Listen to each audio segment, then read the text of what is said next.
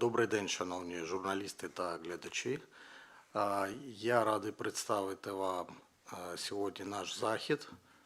Сьогодні я, Михайло Камчатний, директор Міжнародного інституту свободи та президент Міжнародного інституту свободи Ярослав Романчук, представимо індекс економіки здорового глузду. Це наша розробка нашого інституту. Вона є унікальною та інноваційною, в першу чергу для України. І сьогодні ми вам розкажемо про суть цього індексу та представимо результати 2026 року, де знаходиться та чи інша країна, в тому числі і Україна.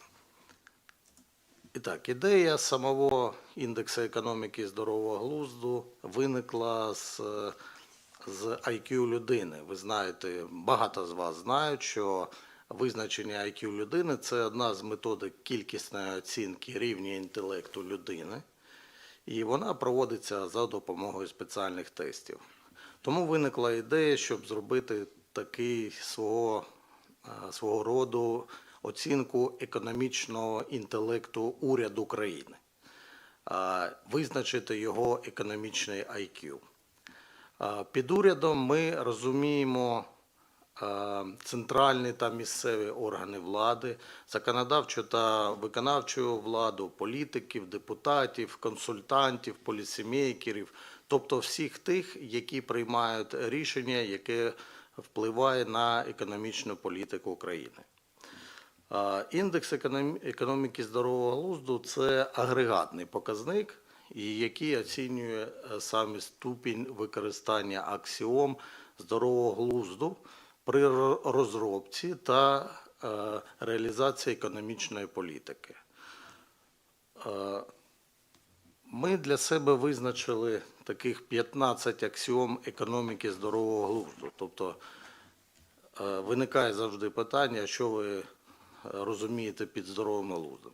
Так ось, ми визначили 15 аксіом, до яких входять, наприклад, такі аксіоми, як краще бути вільним, ніж невільним, краще довге життя, ніж коротке, або краще бути здоровим, ніж хворим, краще бути багатим, ніж бідним. Тобто такі аксіоми, з яким важко сперечатися, а то і неможливо сперечатися. І визначаючи ці аксіоми, ми підбирали ті чи інші економічні індекси, які існують в країні, не тільки економічні, а там і пов'язані з інституціональні, правові і так далі, і які підійдуть під ці аксіоми. І саме індекс економіки здорового глузду створений на основі 6 світових міжнародних індексів, які врахують аспекти людського розвитку та економічного зростання. До них входять такі речі, як рівень свободи людини, правові аспекти, стан власності в тій чи іншій країні, який діловий клімат, рівень торгівлі, конкуренція, якість державного управління, параметри соціального захисту, якість навколишнього середовища, а також якість інфраструктури. Є і ще інші параметри, але це основні параметри, які враховує наш індекс економіки здорового глузду.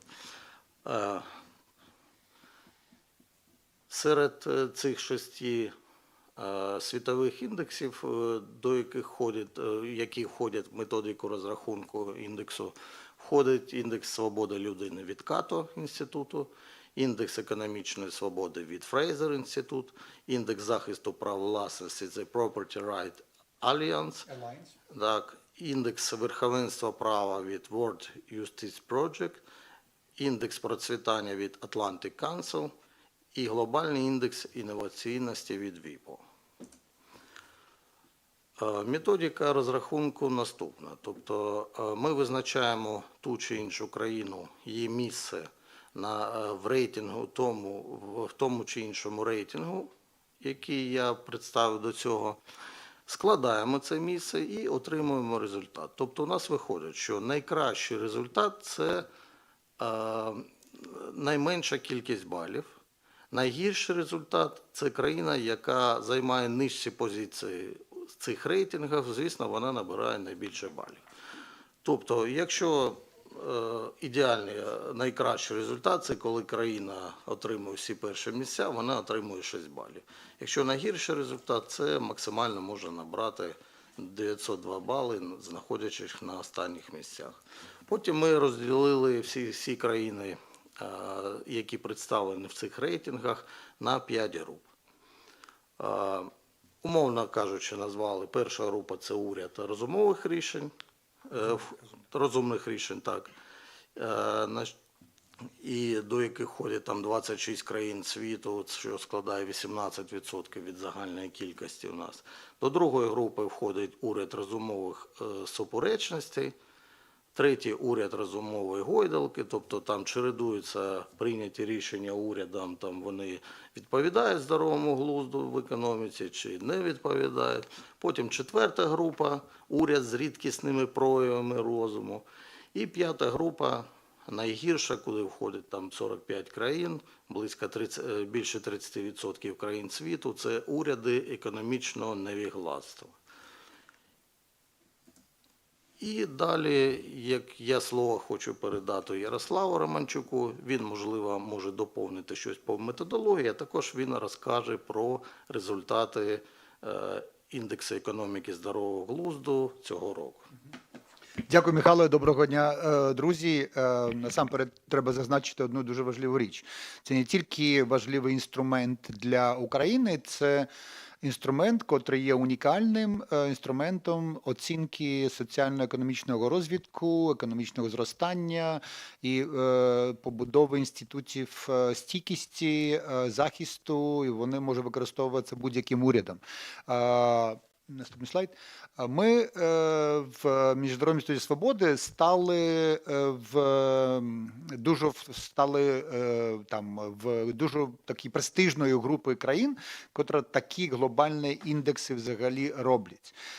До цього моменту Львова частина індексів вироблялася через мозкові центри Америки, Канади, Великобританії. Взагалі я подивився на хто взагалі роблять ці індекси. Окремо США, Канади, Великобританії, також Швейцарія, тому що World Intellectual Property Rights Organization, також це міжнародна організація, вона або в Швейцарії, або в Америці. Це окрема річ, але оригінальний продукт національних еліт, інтелектуальних еліт, це більше Великобританія, Швейцарія, Німеччина. Також індекс Бертельсмана там роблять, декілька інших індексів. Австралія роблять індекс стосовно тероризму і безпеки. І тепер Україна стала, це як Україна долучилася до як космічних держав, а те до держав, котрі продукують такий інтелектуальний продукт.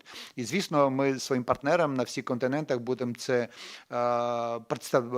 презентувати і казати, щоб використовували її саме для просування декількох ідей, для економічного просвіти, а також для полісімейкерів, тому що це конкретний інструмент, котрий, при допомозі якого можна подивитися, як те або інші чинники впливають на економічний розвиток, на соціальні показники.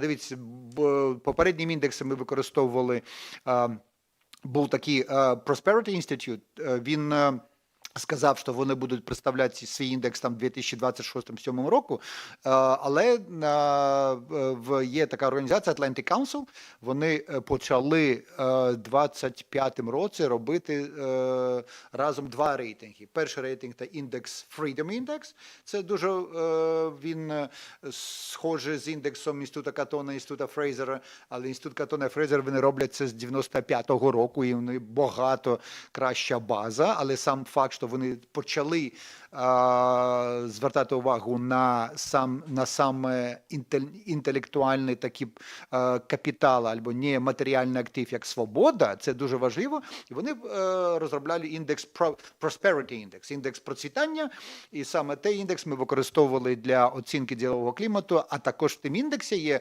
показники соціального і екологічного захисту, так що це інтегральний такий показчик, в котрим є все. І коли ми казали про разом підбирали аксіоми здорового глузду, так, аксіоми – це насамперед наша пропонова стосовно цього, який має бути фундамент нашого розвитку після нашої перемоги. Тому що коли ми кажемо там марксисти, соціалісти, кінсіанці, австрійці, декілька інших людей, це люди розуміють. Люди розуміють, там ми хочемо свободи, так, звісно, свобода. Ми хочемо там соціального захисту, так. Ми хочемо сприяльний діловий інвестиційний клімат, так, звісно. І як це вимірити, як це сказати. І, звісно, наша пропонова для цього, щоб потім за одним столом могли бути люди будь-яких інших теорій, напрямків мислі, але коли вони погоджуються з тими 15 аксіомами, це підстава. Тому що, наприклад, коли там декілька людей кажуть, нам треба там потужна інфляція, звісно, вони можуть на інфляції заробляти кошти, але для нас, для країни в цілому, це не може бути підставою для фундаментом для розвитку. Так що, наприклад, там багатий або бідний. Так, може, є люди, котрі кажуть, там треба зробити всіх середній клас, забрати у багатих для цього, щоб цієї біди не було. Це такий марксизм, так, або заборонити прибуток.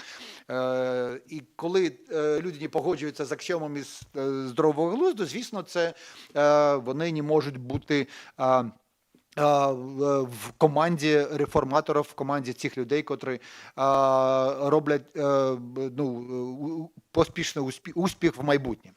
Наступний слайд.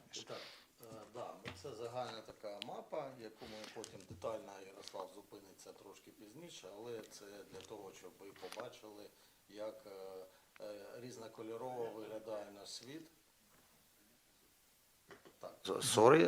Так, це загальна мапа економіки здорового глузду 2026 року. Ми до неї пізніше повернемося, Ярослав детальніше зупиниться.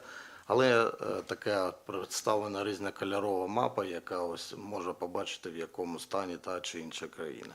І зараз ми переходимо до тих, хто став переможцем. Тобто ми представимо, зараз Ярослав представить ті країни, які орієнтовані, які застосовують здоровий глузд в економічній політиці. І це лідери індексу економіки здорового глузду 26 року. Це стосується уряду в широкій дефініції, а також і не тільки уряду, кілька інтелектуальних еліт, і цих еліт, котрі цей уряд формують, і політичні партії, це, звісно, економічне середовище, академічне, університетське середовище, тому що, наприклад, коли та Швейцарія, да, будь-яка політична партія, або громадський рух, або університет, коли він буде казати, що треба робити, наприклад, податки, там 50% забирати доходу у підприємця, він буде таким маргіналом, тому що це в інтелектуальному середовищі в відкритій конкуренції ідей така людина просто програє. Тому коли Швейцарія має 18 балів, і це результат всіх 6 індексів, так, це свідчить про те, що вони розуміють і приймають ці аксіоми і в юрисдикції, і в економічної свободи, і соціальний захист, і конкурентоспроможність, і торгівля, і інші чинники. Чому це важливо? Тому що Швейцарія, вона показала, коли це фундамент економічної політики взагалі розвитку, вони забезпечує стабільність, вона забезпечує безпеку, вона забезпечує все це, що потрібно від справжньої держави і уряду. І Швейцарія, коли ми подивимося на абсолютні показники якості життя, і соціальне, і економічне, і доходне, і активи. Ми бачимо, що одна з найкращих країн світу.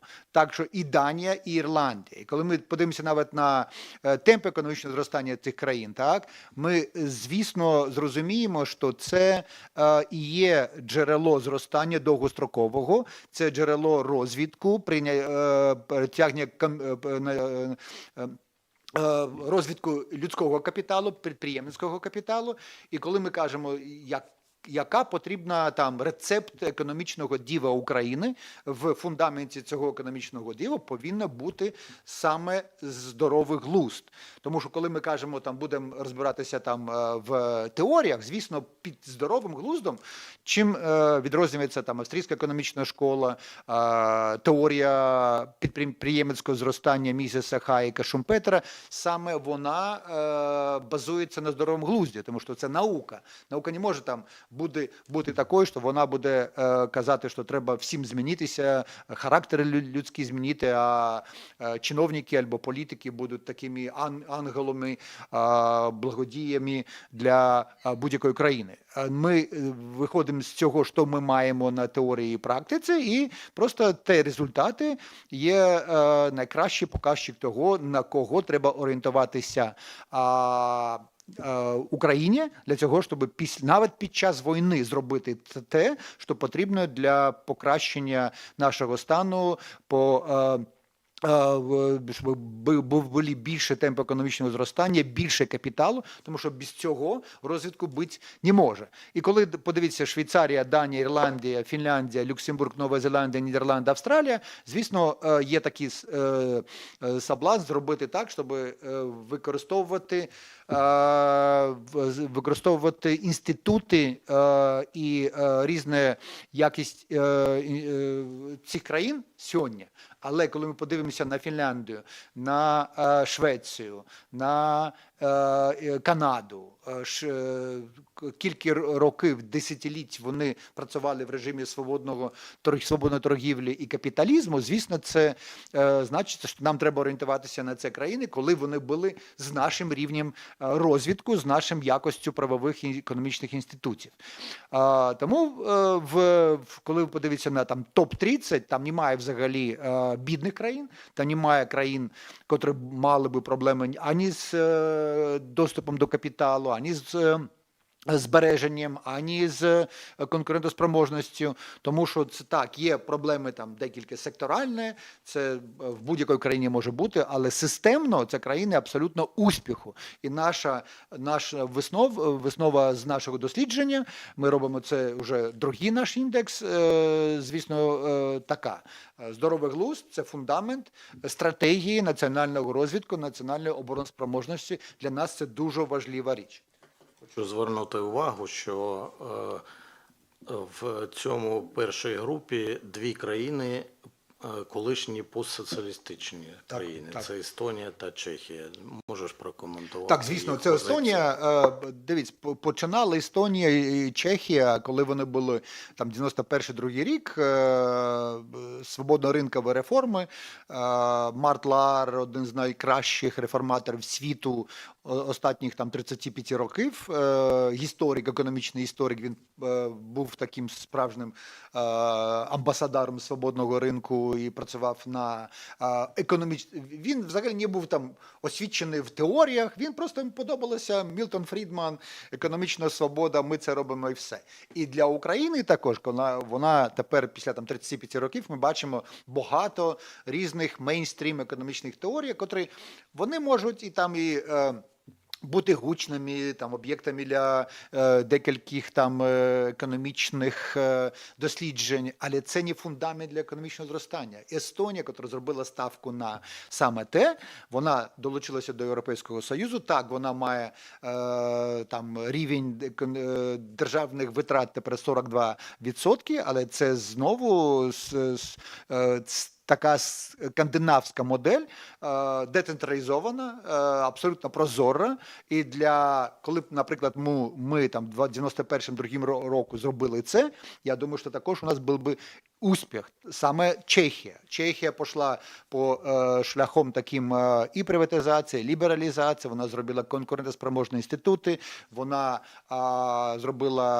стала одною з частиною огульноєвропейської системи поділу праці, Division of Labor, і тепер вона має більш за $30,000 на душу населення ВВП, і є вже країною з розвитою промисловістю, які є хабом для людського капіталу, підприємницького капіталу. Тому знову, і дивись, які Чехія і Естонія сьогодні мають нижчий рівень податкового навантаження на економіку, ніж Україна під час війни. І це одна дуже важлива виснова для нас, коли ми кажемо, що нам треба навіть під час війни розвиток, так, ми не можемо об'єктивні аксіоми здорового глузду порушати, тому що це ламати, тому що це має абсолютно негативні наслідки. Так, звісно, можна було би нам залучити до бюджету додаткових $50 мільярдів, але де їх взяти?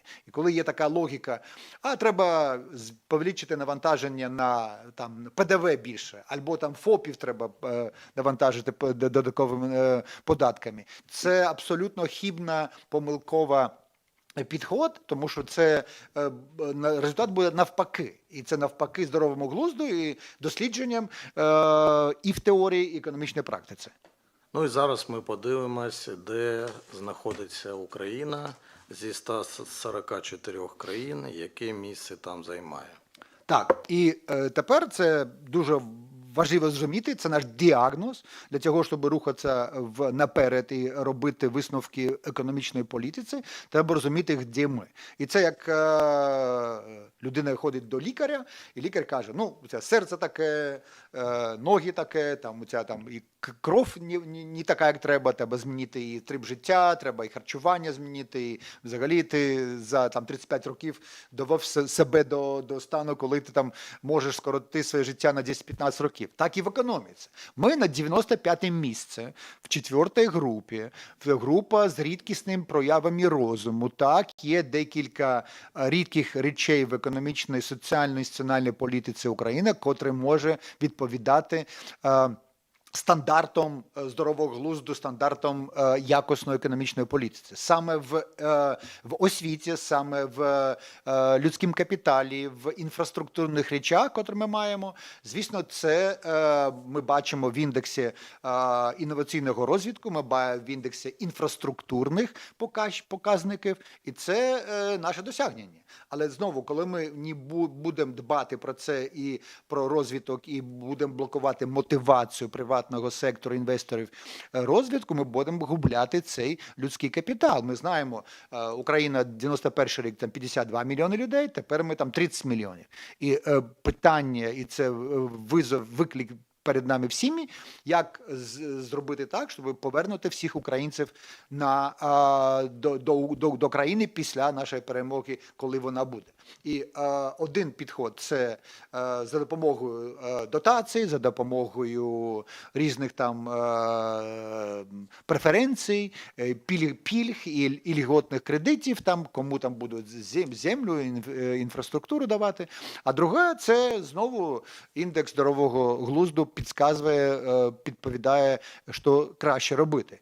І це ми в цьому індексі, і цей індекс, він на самої справі, він підкреслює, він підсилює індекс, який ми робили, і це наш знову флагманський індекс економічної безпеки країни, тому що там також є орієнтація на те, як покращити обороноспроможність і зробити країну економічно безпечною і сильною, а цей індекс каже, як зробити так, щоб був здоровий глузд не тільки в окремих оазах університетів або інтелектуальних спільнот, а також во всіх органах державного управління, в парламенті, в уряді, щоб не так було, що ми, як мозговий центр, або наші колеги з інших мозгових урядових центрів, університетські професори або інтелектуали, вони можуть достукатися до людей, котрі приймають рішення, з пропоновами, як зробити кращу економіку. Це, пам'ятаєте, 22-й рік, коли почалося широкомасштабне вторгнення, це були пропонови там радикальної зміни, спрощення податків, спрощення таможнього документації, дерегуляції, а потім 2-3 місяці це було, і потім український Deep State знову сказав, ні, здоровий глузд не на часі, треба робити це, що ми робили останні 35 років, і тому ми маємо такі показники. Подивіться, індекс свободи людини 119 місце, і ми погіршили цей показник. Індекс економічної свободи 143 був 145 був знову. Ми там на 2 пункти, 2 місця, це взагалі не має значення. Індекс захисту прав власності 104, мабуть, не в першій сотні, а це взагалі це підстава, фундамент будь-якого розвитку. Насамперед, вчора отримав дуже добру новину, і це знову новина з континенту, котре є для нас таким показчиком цього, як треба робити економічні реформи після десятиліть соціалізму. Ернандо де Сото, котрий є автором цього індексу захисту права власності, він є очолює інститут Property Rights Alliance, він став прем'єр-міністром Перу. І тепер ми маємо Хав'єра Мілея, президента Аргентини, і ми маємо тепер Ернандо де Сото, людина, звісно, з свободно-ринковим поглядом, фундаментом, котра розуміє, чому в права власності, чому економічна свобода і свобода людини повинні бути тими формами капіталу, котрі забезпечує довгострокове економічне зростання. Далі я дивлюсь, ми займаємо достатньо середні позиції в двох інших індексів. Так, індекс процвітання Atlantic Council, він такий добрий, тому що там є показники, зв'язані з людським капіталом, з освітою, з охороною здоров'я, з навкіллям, і тому це 59 місце. Але в цим індексі, коли ви подивитеся на якість ділового клімату, це різна річ. 27-му році буде долучена Україна до індексу, який є наслідком після Doing Business. Це Be Ready індекс, такий від Світового банку, і ми тоді подивимося, як параметри ділового клімату стосуються. Але в індексі і інноваційної діяльності, і в індексі процвітання Atlantic Council є багато показників, які кажуть, що в основних таких параметрах, це якість державного управління, якість регуляторної політики, ми навіть в першій сотні нас немає. Ну і подивимось на всю групу, в якій ми знаходимося. Як бачимо, нам трошки залишилось до останньої, до 5-ї групи. Так, ми майже в найбільш поганим індексу, коли не маємо взагалі, це немає розуму в економічній політиці. І це знову це такі колокол для цього, щоб ми почали більш серйозно ставитися до економіки, тому що у нас багато уваги до безпеки, до обороноспроможності, до продукції озброєння, дронів, ракет, але це повинно бути в межах фрейму цього економіки здорового глузду. І дивіться, 95-та наша Гамбія, Шрі-Ланка, Руанда, Еквадор. Коли ви подивитеся на наших сусідів, тому що ми повинні бути більш конкурентоспроможні, ніж країни Центральної і Східної Європи, ніж країни Західної Європи, тому що там є і джерело капіталу, там є і ланцюжки доданої вартості, там є і глобальні ланцюжки цінності. І коли ми зробимо привабливими наші інститути, наше середовище, звісно, у нас буде багато інвестицій, багато місць праці, а це потрібно для цього, щоб українці, і не тільки українці, були в Україні, провадили підприємницьку діяльність. І хотів би зазначити ще одну річ. Аргентина 80-те місце. Так? Для цього, щоб змінити кардинально місце в будь-яким індексу, треба робити багато праці. Мілей 2 роки при владі, і він багато всього зробив. І зробив і в системі державного управління, і в регуляторній політиці, і в збалансуванні бюджету. Він також це почав робити реформу ринку праці, і це все реформи, котрі потрібно також впровадити в Україні. І тільки 80-те місце, але він почав це робити. Коли він це буде робити 5 років, а потім наступний президент, коли він залишиться при владі, буде протягувати цей курс, це, звісно, він буде значно вище. І це так робив, наприклад, Чилі, коли там 90-2000 роки. Вони там 20-25 років роблять. Звісно, ти маєш дуже добре показники економічного зростання, і ВВП на душу населення, і показники обороноспроможності, і це показники, які нам демонструють, як країна, чи вона успішна країна, чи це failed state. І дивіться, коли це економіка здорового глузду дійшла і доходить дуже швидко до Південної Америки, і тому що я знаю, тому що я знайомий з декількома людьми з think tank цих регіонів, і Мілей там був, і з Чилі мозковий центр, ми там з ними спілкуємося, і з Уругвай. Вони розуміють, що це є валідною науковою альтернативою соціалізму, марксизму.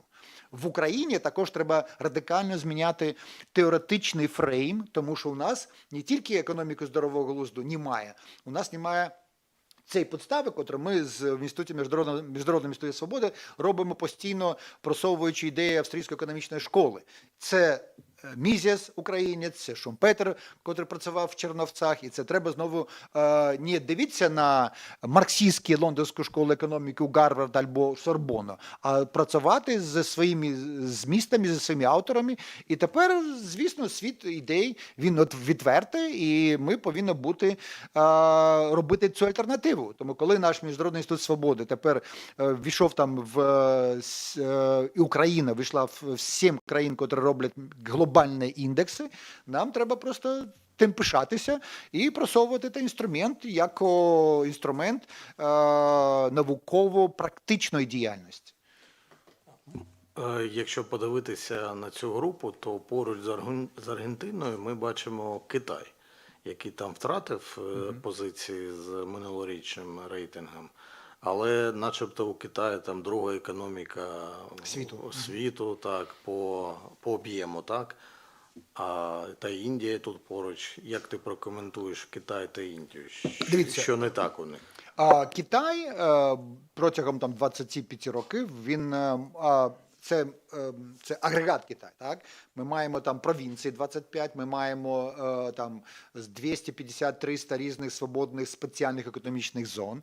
І Китай зростає не завдяки цей мейнстрім або там стандартної податкової регуляторної політики, а завдяки тим самим свободним зонам, де є які зближені до свободного ринку і капіталізму здорового глузду. І тому Китай, він почав цей стрибок там при кінці 90-х років, і тепер, звісно, Китай є в ці місце, але ми дивимося на свободу, на фіскальну свободу, на регуляторну свободу, на показники заборгованості Китаю. Ми бачимо, що Китай зробив багато помилків під час останніх 10-15 років. І тому справа економічного зростання стратегії – це не тільки справа одного політичного циклу, будь-якого політики і партії. Це справа повинна бути на підставі культурного, інтелектуального коду, як кажуть, країни. І коли ми пропонуємо саме такий інструмент для того, щоб Україна збудувала своє майбутнє не тільки на там підставі емоційних амбіцій будь-яких політиків, тому що вони були героями на війні, або тому, що були героями там в підприємництві, там в виробництві дронів, будь-якого іншого досягнення. Це повинно бути інший фундамент, і це працює. Китай не має того, тому що Китай пішов в суперечність поміж своєю тоталітарною марксистською природою гальмування людей з одного боку, і цими зонами, які працювали, також в режимі торговільних, валютних, регуляторних війн, котрі вони робили і в Африці, і супроти Європейського Союзу, і Америки. Китай тепер він повинен робити перезвантаження своєї моделі, і це Китай мені нагадує ситуацію з азіатським економічним кризисом 97-98 рік, коли тоді, пам'ятаєш, там Південна Корея, Тайвань, Таїланд тоді, вони змушені були скоректувати свій курс, там багато чеболі було просто зруйновано, збанкрутувало. Японія так, вона працювала в іншому режимі, але цей Кейрецу було там, вони також 1989-90 рік, вона була майже номер один з Америкою конкурували, а потім, це знову треба розуміти, що Японія 95-го року, це Японія там мала ВВП 5,5 трильйонів доларів, а тепер на 1,5 трильйона доларів менш ВВП.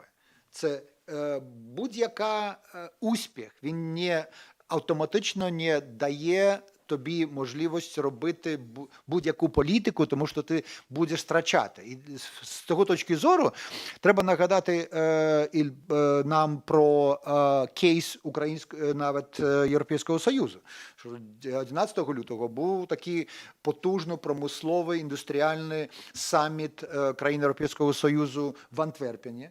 І це слова і діагноз від бельгійського прем'єр-міністра, від багатьох віпів бізнесу і політики Європейського Союзу було дуже тривожне. Це катастрофа, це криза, і ми повинні з цього виходити, тому що ми не маємо конкурентоспроможності. І також, коли ми тепер будемо тільки копіювати європейський досвід, який тепер є, у нас взагалі, у нас перезвантаження буде олігархату, а не перезвантажені країни. А Індія, вона почала знову просовувати шляхом економічних зон, там Бангалор, наприклад, створити сектор IT, але Індія – це потужна бюрократія, це клани, це регуляторні бар'єри. І тому, коли Індія зроблять стрибок в дерегуляції, в створенні захисту права власності, звісно, Індія буде економікою не 4 трильйонів доларів, як тепер, а буде 8-10. Але це буде, це залежить від індусів. І подивимось на загальну мапу кольорову, які де країни, якого кольору вони. І дивіться, це знову, це здоровий глузд. Коли, наприклад, ми скажемо, там, можна було б, там, хто яких економістів читає, які погляди у тих або інших полісімейкерів, політиків, і Радянська імперія зла, це червоне, знову Африка, де вони працюють, там багатьох країн, там Південної Америки, де був дуже потужний соціалізм і марксизм. І, звісно, це країни, котрі не мають здорового глузду і не мають розвитку, не мають високого рівня і соціального захисту, і пенсії, і охорони здоров'я, нічого не мають. І тому ми не хочемо бути як цей регіон, той червоний колір, так? Але ми, на жаль, в помаранчевому кольорі. І дивіться, коли ми кажемо, ми хочемо бути європейською Україною, Львова частина Європейського Союзу – це зелений колір. Зелений колір – це колір здорового глузду. Так, ми бачимо, що і Франція повинна тепер радикально інакше ставитися до своєї політики. Іспанія, Італія, Німеччина – вони прийшли до цього, що треба на підставі накопиченого капіталу ресурсів робити перезавантаження. Це, як пам'ятаєте, була в 1910-х роках перестройка. Так повинно бути перезвантаження, reset, але вони мають інфраструктуру, вони мають інститути, вони мають це, що може бути підставою для його швидкого зростання. Пам'ятаємо кінець 1970-х років, коли Маргарет Тетчер також сказала, ми не можемо бути там закладником шахтерів, різних старих виробників, тому що треба рухатися наперед всій країні, Великої Британії. Також і тепер ми повинні зробити цей стрибок, перезвантажитись. Америка тепер в стані перезвантаження. Європейський Союз каже, нам треба радикально зміняти політику для того, щоб залишитись на топі в регіональній конкуренції. Тому що, знову нагадаю, 90 роки Європейський Союз мав 35% ВВП світу, тепер він має тільки 17% ВВП світу. І це протягом 30 років. Тому що, знову, насуперек нашим рекомендаціям індексу здорового глузду, європейський Левіафан почав руйнувати зростання, почав формувати ці структури, які заважають нам працювати і бути успішною країною. Бачимо ще, Міша, на цей. Дивіться, англосаксонська культура, кажемо, так? Дивіться, Австралія, Нова Зеландія, Америка, Канада, Європа – це все капіталізм. І капіталізм цього класичного зразку, тому що ми маємо і англосаксонську культуру як філософію і теорію лібералізму, класичного лібералізму, і австрійська економічна школа як теорія, як економіка, наука-економіка, вона будується над цим, на філософії лібералізму, свободи людини з одного боку, і, звісно, на дослідженнях економістів, починаючи з Менгера, потім був Бавьорк, потім був Мізес, тощо, і люди, котрі зробили саме цей фундамент, котрий був фундаментом Заходу протягом століття. І тепер, коли ми думаємо, куди йти, нам, звісно, треба орієнтуватись на це успішні кейси і робити, не казати, що нам треба захищати наші старі культурні патерни останніх 80 років. Нам треба бути наперед для того, щоб будувати нову країну. Тому що саме те є гарантом економічного зростання і відбудови України, перетворення нашої країни і в ВВП більше за $1 трильйон, 1% світового ВВП, а також в країну мінімум 40-45 мільйонів людей, а люди тепер, це конкуренція за людський капітал, вони просто не поїдуть в бюрократію, в олігархат, в бардак, в це системне інституційне речі, які ми маємо в Україні. Добре. Загальне питання. В чому дефіцит здорового глузду у світі? Так, причин інфляція, пов'язана з нею кризи вартості життя і доступності, тому що, пам'ятаєш, на кінець 2000-х років, коли почався фінансова рецесія, центральні банки почали друкувати багато грошей, і це потім це було ще погіршено боротьбою з ковідом. Було надруковано, вкинуто в структуру капіталу світу майже $15 трильйонів. І тепер, звісно, це привело до погіршення структури капіталу, до різних негативних з'явищ, саме до cost of living crisis, це криза кошту життя, і кризис affordability crisis. Вчора президент Трамп саме про те казав, тому що коли нерухомість, наприклад, це дуже добрий приклад цього кризи, тому що для молодих людей до 35-40 років не можна придбати будь-яку нерухомість, тому що ціни пішли наверх. Чому? Тому що треба пам'ятати і знати первопричину цього. Первопричина була діяльність центральних банків по кредитної експансії, і ця кредитна експансія довела і до інфляції, тому що, дивіться, інфляція в Америці була майже 8%, абсолютно рекордна за 40 років. І з цього точки зору здоровий глузд відповідає, як і там австрійська теорія грошей і кредиту, що інфляція повинна бути там близька до нулю.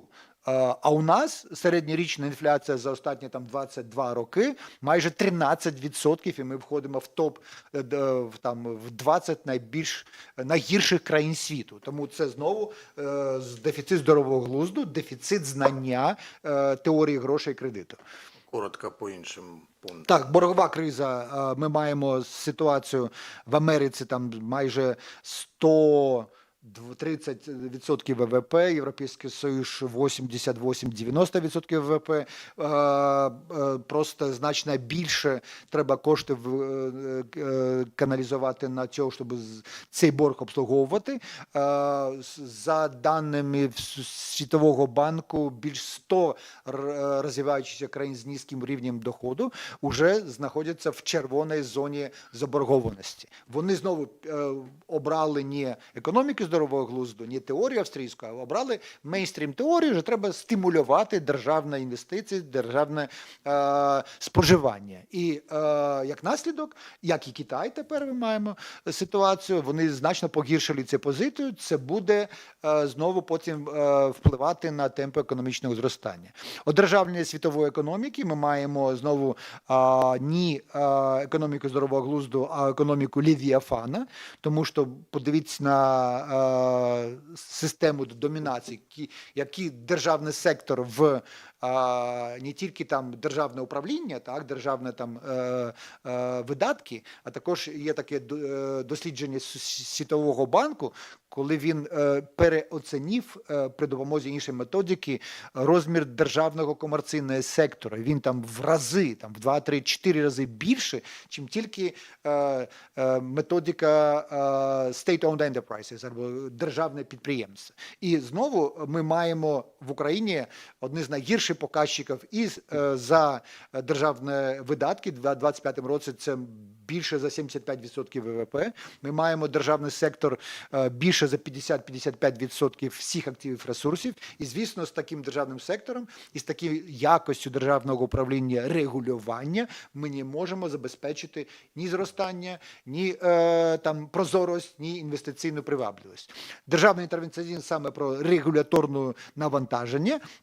В Україні це там 17% ВВП, багато досліджень американських think-танків, австралійських think-танків стосовно цього параметру.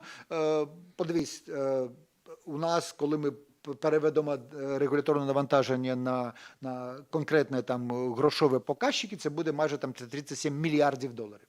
А у нас бюджет оборони 62-65. Так що у нас майже більше половина бюджету в еквіваленті на обороноспроможність – це регуляторне навантаження. І це не стимулює економічне зростання, це не покращує економічний там діловий клімат, а навпаки його погоршує. І відмова від свободи як важливого нематеріального активу ми маємо за рекомендаціями навіть Світового банку, ООН, Міжнародного валютного фонду, це точки економічного зростання, стратегічні сектори. І знову, друзі, треба вчитися на граблях Європейського Союзу. Європейський Союз в 2000-х роках прийняв документів стратегії. І я там знаю, там був один окремий документ, де було сказано, які стратегічні підприємства, які двигуни економічного зростання повинні бути. 20 років після цього ми бачимо промисловий форум, де це люди, котрі з такою методикою підходили до економічної політики, і він каже, катастрофа, ми цього не подолали. А в Україні ніколи не було ринкової структури капіталу, тому знову нам треба робити ставку на свободу, як на чинник форму капіталу для забезпечення довгострокового економічного зростання. А які рекомендації урядам Ну, різним урядом, да? Урядом Так, країни. так. Звісно, треба нам рекомендації насамперед, коли ми, наприклад, як суспільство, як економічне, інтелектуальне еліти країни повинно ставити конкретні показники, KPI для будь-якого уряду. І це показники не повинні бути покращити, там, як, наприклад, тепер. Уряд, наприклад, в 2024 році ставив для задання для себе зробити економічне зростання там 4%. А зробив 1,6. І що? Що змінилося? Нічого не змінилося. Тому що вони коли кажуть, тобто війна, обстріли, там, енергетики не було, цього не було. Треба конкретні речі ставитися для нас. Наприклад, темп економічного зростання повинен бути вище за 30% за середньосвітовий. Сьогодні світовий рівень ВВП на душу населення майже там 13-14 тисяч доларів. У нас 6,5 тисячі. Ми майже в 2 рази гірше за середньосвітовий показчик. Коли ми хочемо догнати, перегнати, зробити той геп поміж Європейським Союзом і нами менше, ми тепер 13% від середнього європейського рівня ВВП на душу населення. Для цього, щоб догнати, нам треба покращити темп економічного зростання. Темп економічного зростання за дослідженням свободи і якості правовласності забезпечує саме цей інструмент. Динаміка частини економіки країни у регіоні світу, тепер Україна 0,18 повинно бути 1%, тоді наші товари будуть знати, познавати також чинник економічної безпеки. Граничний обсяг державного боргу, граничний дефіцит бюджету – це саме показники дисципліни будь-якого уряду. Нам не треба робити там акцент, це уряд там, і роздавати ідеологічне кліше. Там, марксисти, там, європейці, прогресісти, там, лібертаріанці, немає значення. Повинен бути фаховий уряд на підставі конкретної наукової теорії та досліджень, як індекс економіки здорового глузду. Видатки там найбільше повинно бути граничний обсяг ресурсів також. Видатки повинні не більше за 25% ВВП. Чому так? Тому що багато є досліджень емпіричних, які доказують, що на саме найбільше темпи економічного зростання там десятків країн світу були, коли економічне зростання, коли державний сектор був 19% ВВП. 19. Нагадаю, в Україні тепер 75%, а до війни протягом 20 років було 43-45%. Це гальмування економіки, це створення умов для розвитку олігархату, для розвитку кланів, а не для розвитку країни. Це різні речі. І знову рівень зайнятості в неринковому секторі, державне управління, різні інспекторі, контролери, люди, які не створюють додану вартість, не стимулюють підприємницьку активність, а навпаки її гальмують. І це треба знову, коли ми функції змінимо, будемо покращити діловий клімат і в гальмівну сорочку наденем на країну, звісно, це радикально буде таким стрибком наперед в цих показчиках, які важливі для наших людей. І висновки стосовно. Висновки для України. Причиною низьких результатів України незмінна, і це ми там показуємо вже в наших конкретних індексах і дослідженнях, це ігнорування ключового фактору моделі підприємницького зростання та розвитку економічної свободи. Україна, на жаль, і український уряд, і парламент, і багато policymakers, decision-makers залишаються марксистами, інтервенціоністами, людьми, котрі мають цей філософію Левіафана. Можуть бути там такими ідеалістами, утопістами. Держава зробить це, держава зробить це. Але Україна показує, і це висновок економічної науки, теорії і досліджень, що без економічної свободи, без режиму капіталізму справжнього, це мала держава, економічна свобода, захист правовласності, відкрита конкуренція, ми не можемо зростати. Ми можемо, коли, наприклад, після перемоги нам дадуть там 100-200 мільярдів доларів, звісно, це буде там показчиком покращити наше там ВВП, але це не буде успіх країни для всіх українців. Це буде знов успіх для там 3% людей, котрі будуть розпоряджальниками цього капіталу, і це буде перезавантаження олігархату і цих там синдикату розпоряджальників і споживачів чужого. Економічний IQ уряду – це нижче, ніж 66% країн світу. Це значить, що ми повинні працювати не тільки з нашими донорами, котрі нам допомагають забезпечувати фінансування озброєних сил і провадження війни, а також з фундаментом, з цим капіталом людським, котрий сьогодні керує нашою країною. Нам треба покращити, тому що це не тільки там політичний аспект, це аспект екзистенціальний. Коли ми не покращимо ці показчиків, ну знову там буде там 7-й президент, 8-й президент, буде там 22-й, 23-й прем'єр-міністр, це не має значення, тому що це не покращить перспективи нашої країни, а люди, котрі там повернуться з фронту після перемоги, молодь, котра приїде сюди, вона буде розуміти, що нічого в країні не змінилося, тому що країна знову ігнорує аксіоми здорового глузду. І, врешті-решт, стратегія довгострокового економічного розвитку має бути орієнтована на топ-30 індексу економіки здорового глузду. Конкретне KPI для будь-якого уряду. І коли ми так кажемо, потім після перемоги будемо уряд там народного довіри, уряд професійний, технократичний, будь-який, немає значення, яке слово, але він повинен працювати для досягнення цих самих показчиків. Тому коли він знову каже, ми будемо зростати, покращити, ми будемо там проведемо багатьох форумів,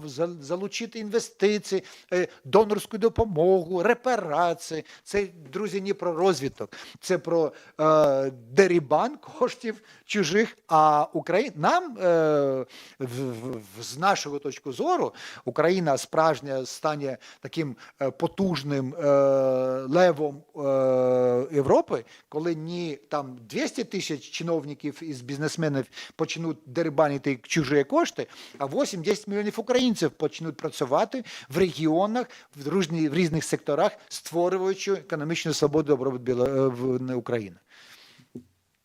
Ярославе, дякую. Нагадую, що ми з Ярославом зараз представляли індекс економіки здорового глузду, результати за 2000-2006 рік. Хочу подякувати всім нашим глядачам, так журналістам, які приймали участь у нашому заході. Нагадаю, що зі всіма матеріалами, і також в тому числі цей індекс ви можете закачати і знайти на нашому сайті. Він вже представлений. Також ви можете там ознайомитися з іншими і аналітичними та дослідницькими матеріалами Міжнародного інституту свободи.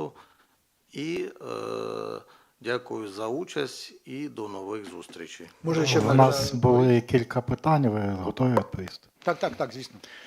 Дивіться, у нас йшли дві паралельні трансляції на Інтерфакс Україна і на YouTube-каналі Інституту економічної свободи. Почну по порядку. Перше питання.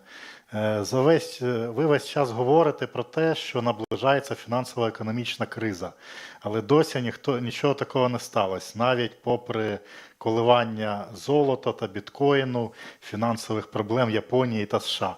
Чи може таке стати, що криза ця взагалі не відбудеться?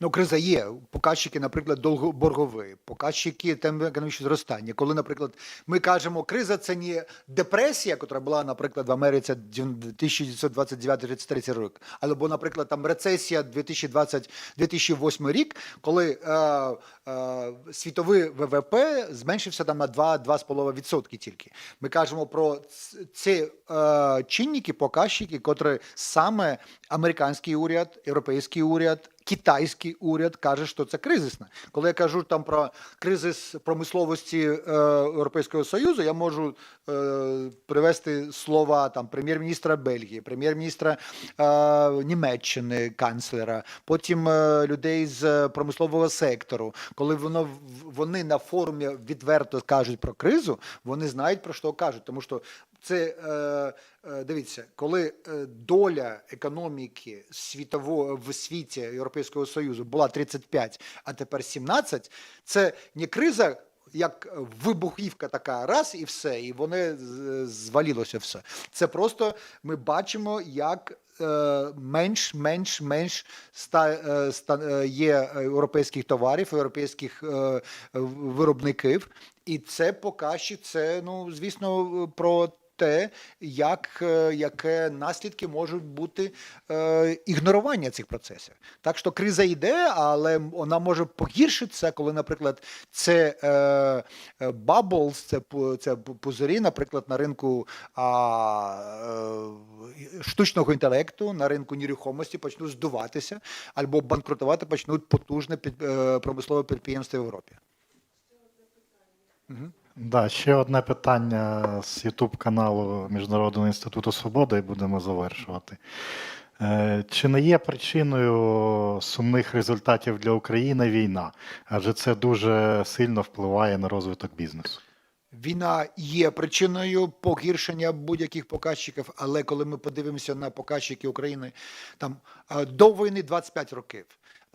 Фіскальна дисципліна, монетарна якість політики, регуляторна політика. Це було, ми ніколи не були в топ-100 навіть світу. Тому це не війна погіршила, але фундаментом наших дуже поганих показчиків є помилковий вибір стратегії теорії розвитку. Тому що ми залишилися марксистською, совєтською Україною, такою радянською Україною, і не розуміємо цей показчики, на котрі ми звертаємо увагу. Це економічна свобода, це підприємницьке зростання, і тому ми кажемо, нам не допоможуть тільки кошти Європейського Союзу, нам потрібно перезвантаження фундаментів. І ми показуємо, які це має бути фундаменти. Дякую, Ярославе. І нагадую ще раз, всі ці матеріали ви можете знайомитися з ними на наших медіаресурсах, на нашому каналі, на нашому сайті. Хочу побажати всього найкращого. До побачення. Дякую.